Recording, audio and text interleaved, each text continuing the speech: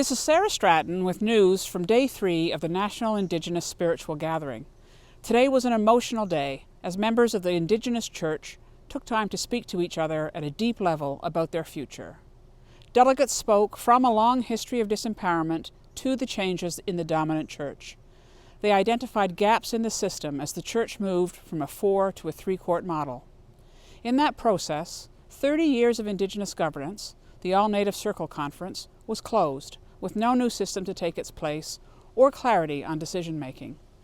Delegates expressed a genuine concern that this gap felt like heading backwards, but recognized that they are in the middle of the implementation phase of the calls to the church, and that it's not finished yet.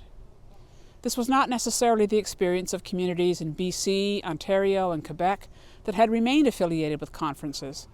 And as a delegate from the Keewatin Circle noted, we want to be who we are, but we recognize that there is difference and diversity across the country. This discussion will not end here.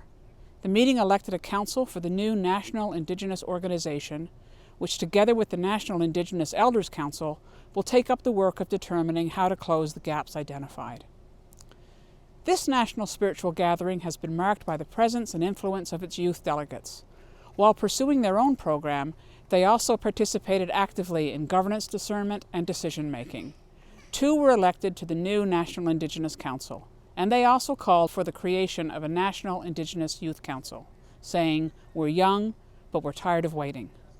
That's it for Day 3 of the National Indigenous Spiritual Gathering.